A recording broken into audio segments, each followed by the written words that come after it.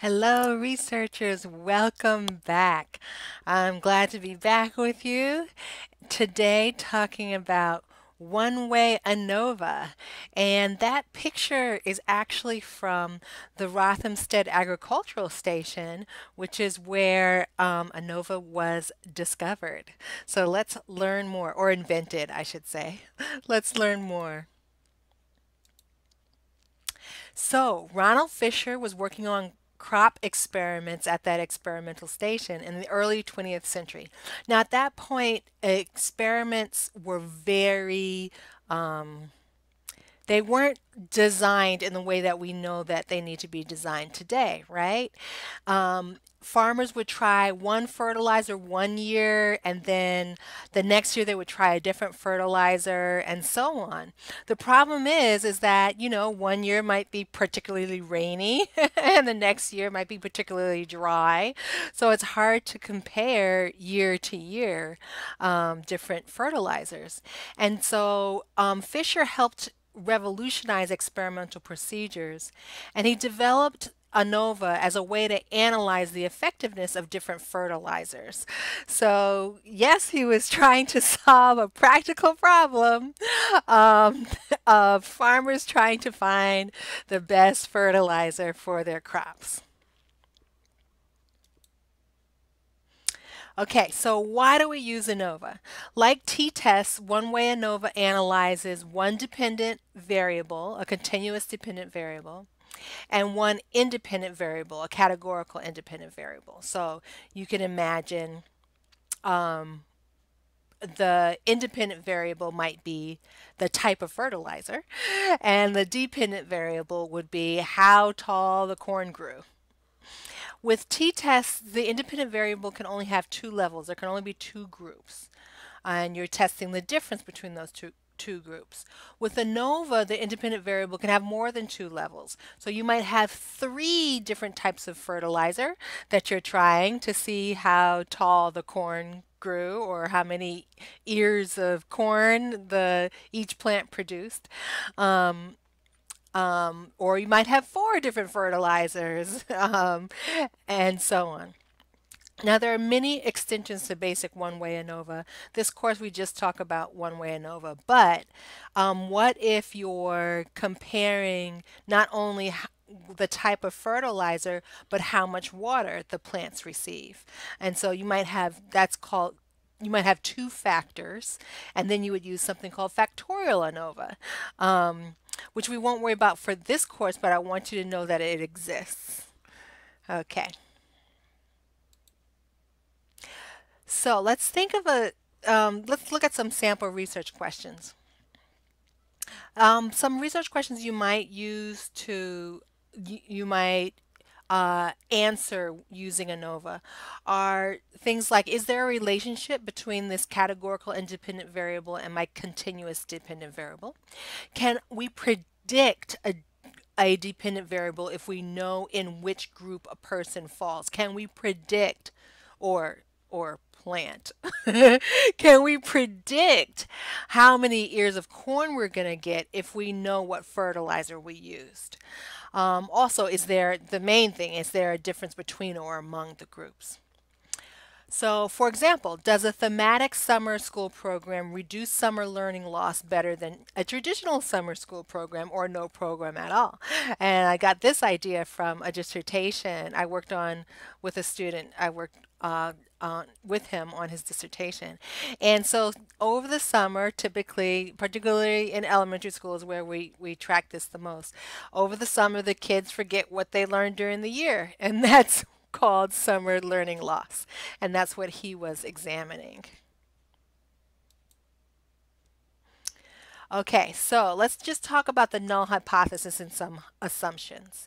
The null hypothesis is that the mean of one group equals the mean of another group equals the mean of another group, okay? So the mean number of ears of corn you're going to get for one plot with fertilizer A is going to equal the number of ears of corn you're going to get on average with another plot.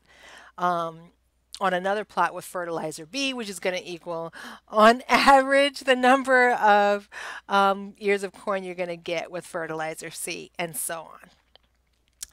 Also, we assume that the sampling distribution for the mean for each population is normally distributed, which for things growing, we can assume that, right? In the natural world, the normal distribution is very, very common.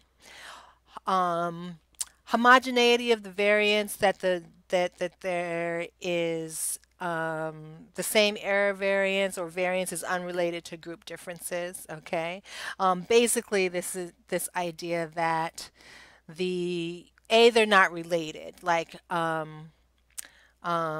you're not getting some of the fertilizer on plot A is not spilling over to plot B.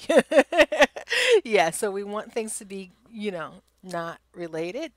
And the homogeneity variance assumption we don't worry about too much because basically it doesn't mess things up too much. But this observations are independent. Like I said, this idea that you don't want fertilizer from this this plot to go on to this other plot because then you won't be able to see the differences. A way that it happens in education is, let's say you're trying out two different math programs, right? And so you have two of the second grade classes are using math program A and two of the second grade classes are using math program B. Well, the test scores won't be independent if some of the teachers start exchanging ideas. Oh, hey, the lesson last week was so good, you got to try this with your kids, that kind of thing, so that there isn't bleed between the conditions. Okay, so it's called ANOVA, which stands for Analysis of Variance. And um, basically, we can look at how much scores vary within a particular group and compare them to how the scores of another group, and also and and so how much we're looking at how much scores differ from the mean, right? And also how much means differ from one another across groups. Okay, we're not going to get into the math. So you see there's math on slide 6. Let's keep going.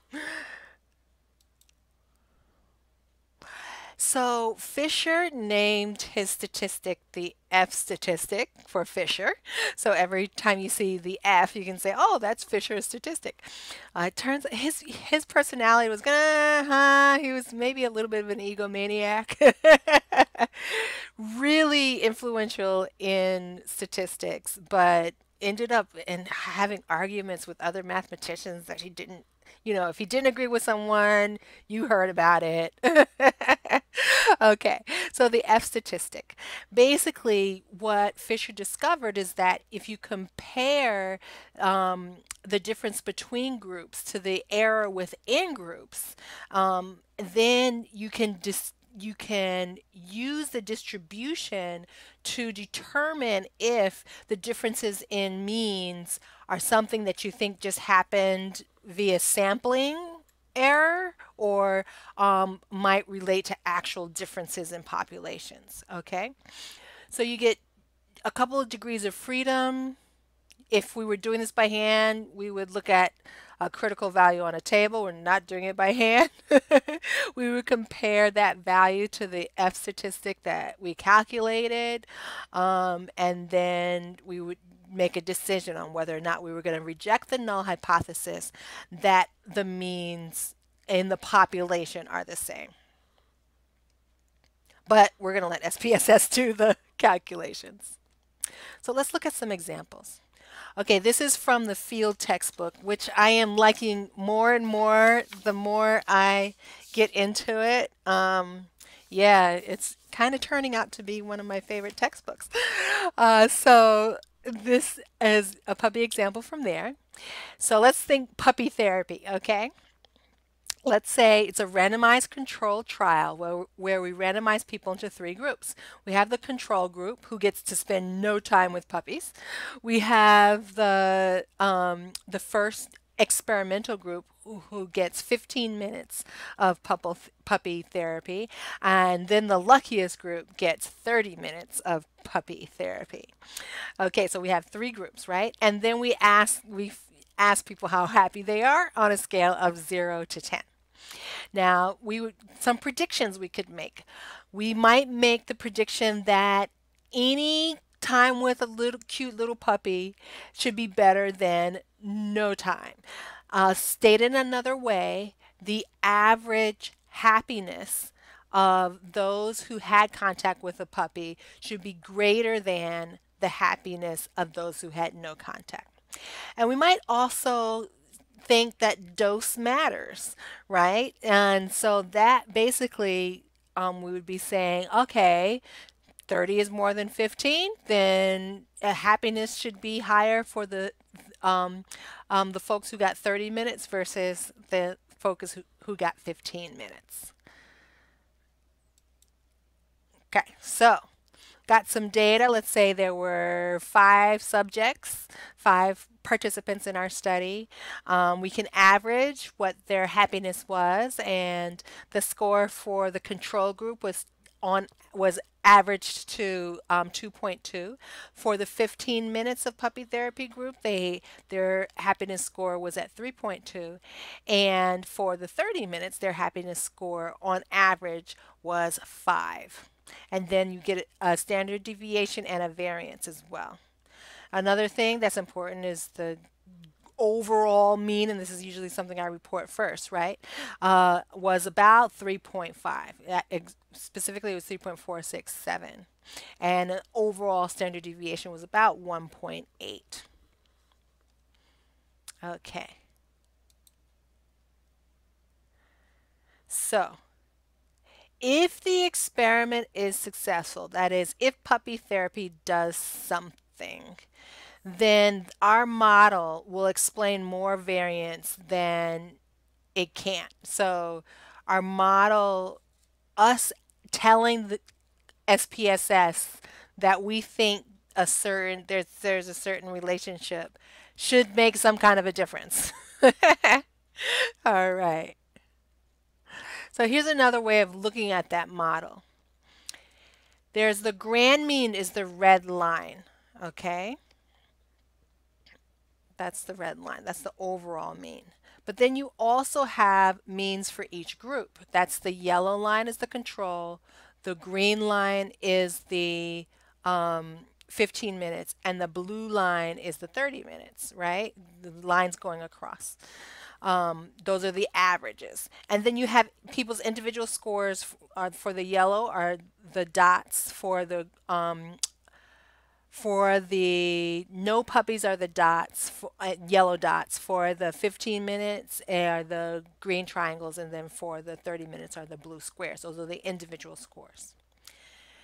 Now we're going to look both at what the formula does. It both looks at the distance that individual people are from the mean for their group, and it also looks at how different the means of each group are.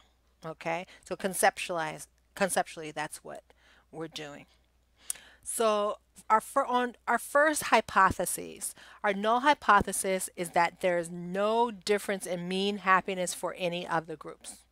In other words, the average happiness of the control group equals the average happiness of the 15-minute group equals the average happiness of the 30-minute group. Alternatively, our alternative hypothesis or our research hypothesis is that there is a difference between at least 2 of the groups.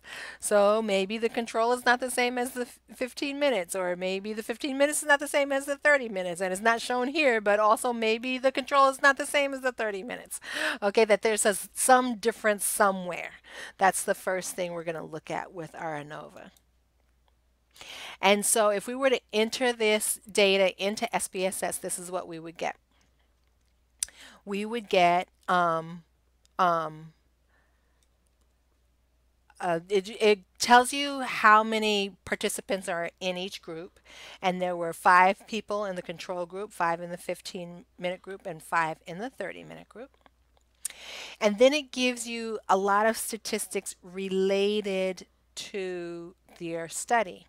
The one that we're most interested in is the um, is the p-value, or the statistical significance associated with the F statistic related to dose.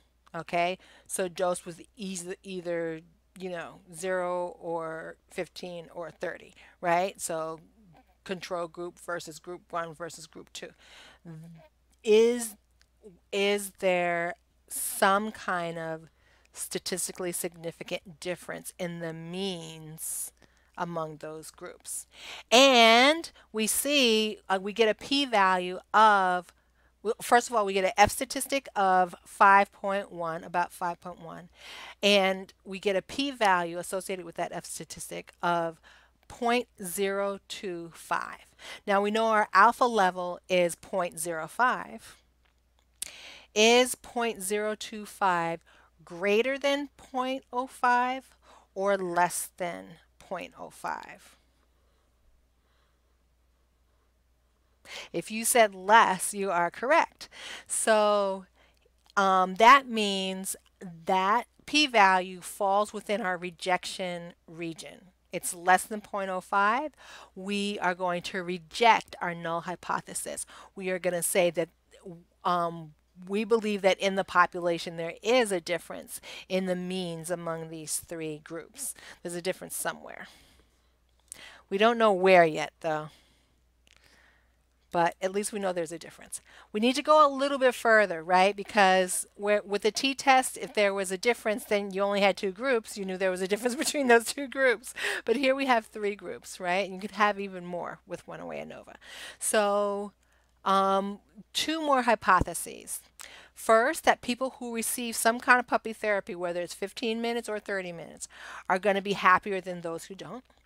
And the second hypothesis is those who receive a longer dose of puppy therapy will be happier than those who receive a short dose. Sorry, that should have a space there.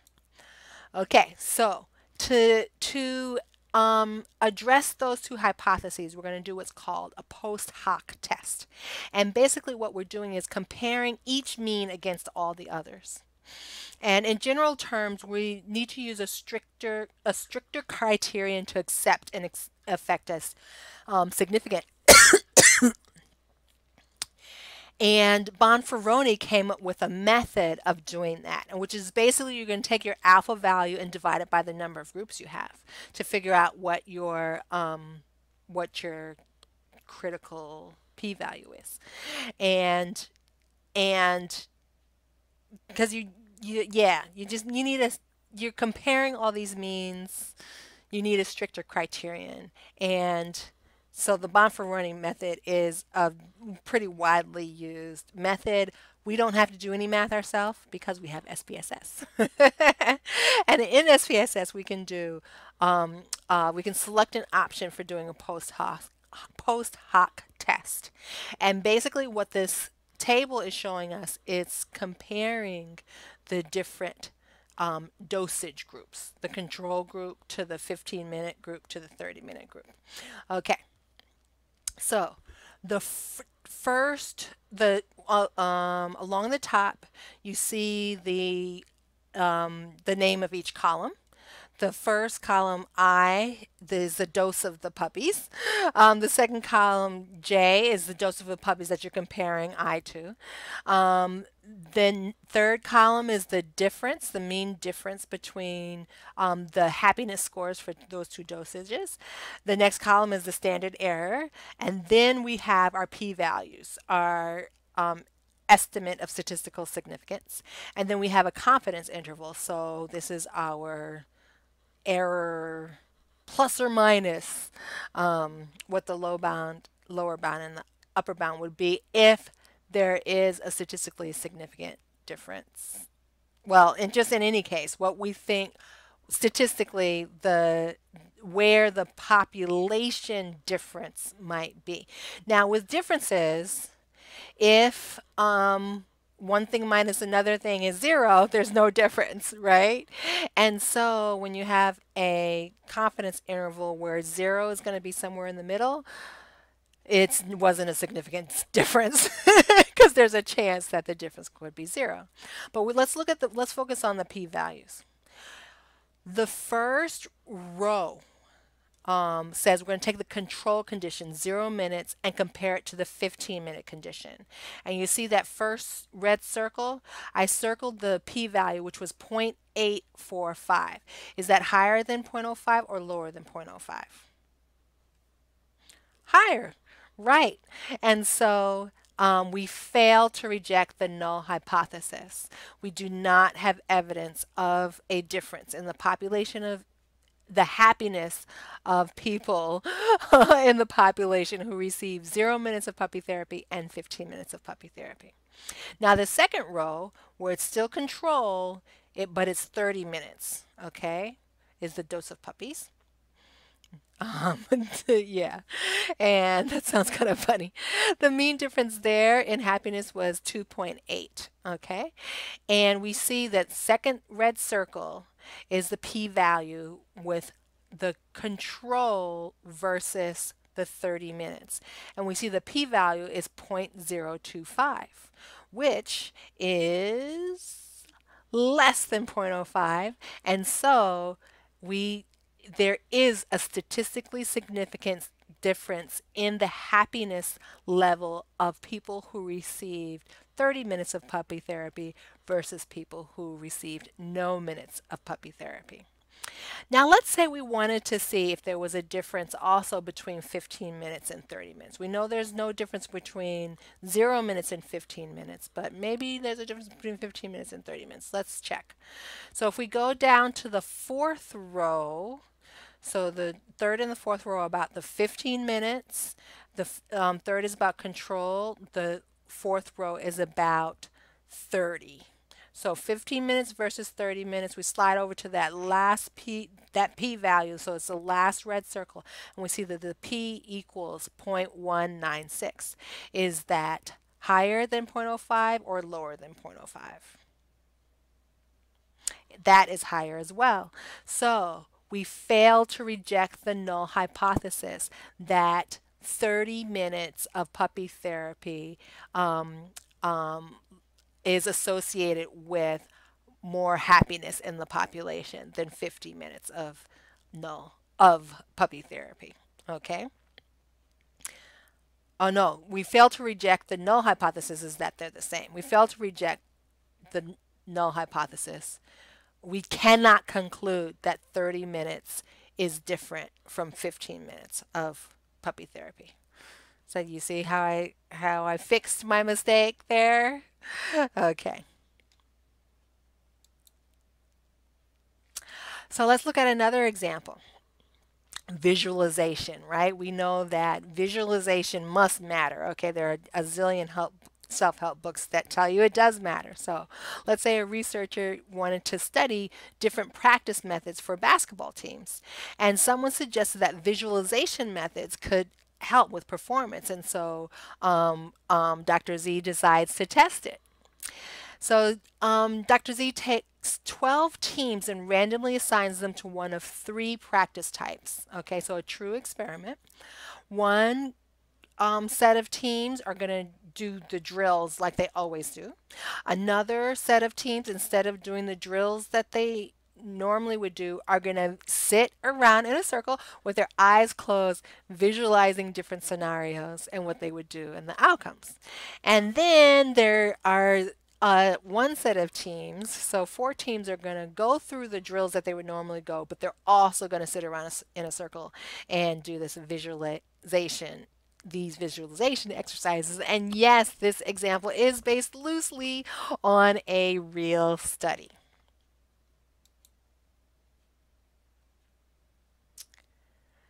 So, what is this slide about? Okay. So, basically, if we're going to go back big picture,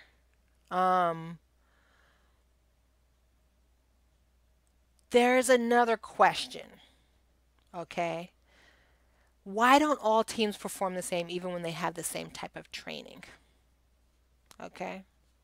So that's a kind of a theoretical question. Okay. So, and for the F statistic, whereas for the T statistic, when the two groups were the same, T basically equals zero. For the F statistic, when two groups are the same, or more than two groups are the same, F equals one. Okay, so there may be variability or variance between training groups um, for different because of who's on their team, right? Some teams will have players that have higher ability. Some teams will be getting more sleep than others. Some teams will have better nutrition. Some teams will have more motivation. Maybe their coach is better at motivating them. And some teams will be in better health. And then we're adding this type of training in addition to all this other variability. Okay? But regardless of whether they're doing three different training modes, there's still going to be a lot of variability between, there's going to be some variation between the teams based on all of these things. And then as we, can imagine, there's going to be a lot of, variation player to player.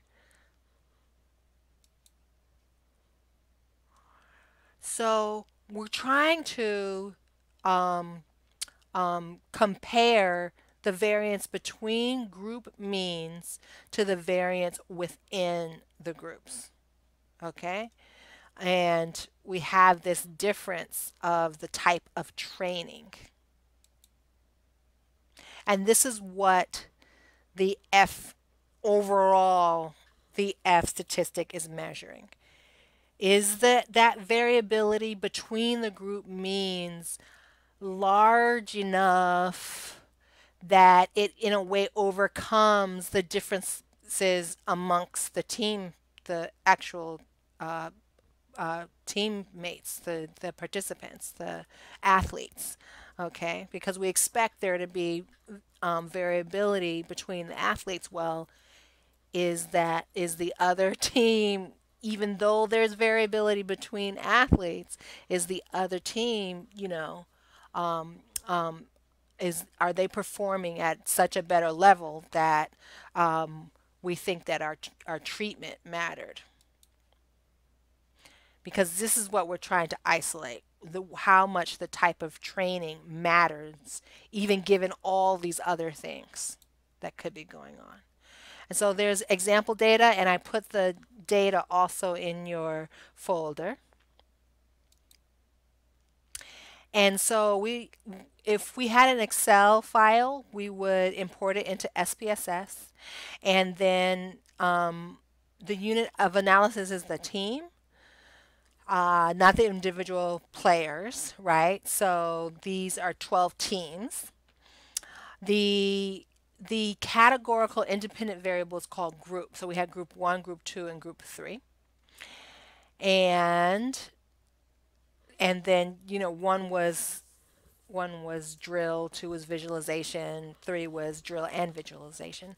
And the performance, that maybe that's, how many baskets they scored, or how many points they won at their next game, is our outcome or dependent variable.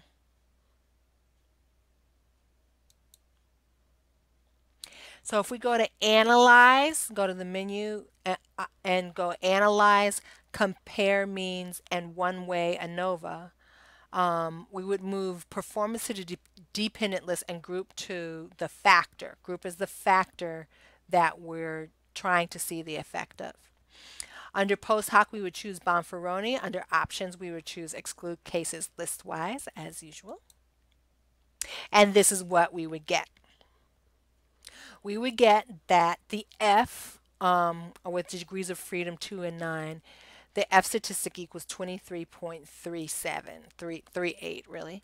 And the p-value is less than 0.001. When you see a significance of 0.000, you'll always write p is less than 0.001 because it never really gets to 0. Never gets all the way to 0.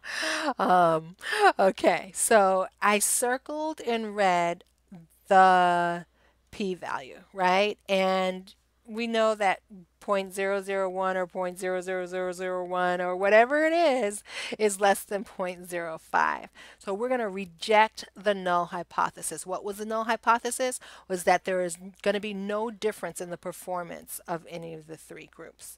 We're going to reject that hypothesis and conclude that there is a difference somewhere. But where is it? We have to look at our post hoc tests to find out. The first row tells us the difference between doing a drill and visualizing. And we see that doing the drill and visualizing that there is a statistically significant difference, right? And we see that between doing the drill and doing both, there's also a statistically significant difference. And you can tell this is test data because of how all the differences come out of being 10, 10, or 20 or whatever. And then when you do visualize versus doing both, we get a p-value of 0.00 less than 0.001. So again, a statistically significant difference. The sample mean of both was higher than drill, which was higher than visualize. The test tells us that those differences are statistically significant. On average in the population, teams that do both drill and visualization will score higher than teams that do one or the other. And teams that do drills only will score higher than teams that do visualization only. So that's what we would conclude. So we have three main tools for comparing our means of groups. First of all, we have the paired t-test. That's two related groups on one dependent variable. And the example we used was the pre-test and the post-test. Then we have the independent samples t-test. That's kind of when you have an experiment and you have two groups. And finally, we have Way ANOVA. That's when you have more than two groups on one dependent variable. And whether it's, how much puppy therapy they get, or what kind of practice they do for basketball, or what kind of fertilizer you use on your corn. More than two groups. But all of these cases, you only have one dependent variable. So in our next lesson, we're going to talk about what you do if you have more than one dependent variable. And we're going to need a tool that'll go beyond means. So I know you're excited about that. I am too. And there's a reference. I put something in I put the descriptive statistics in the appendix just for your reference. And I hope you have a great day.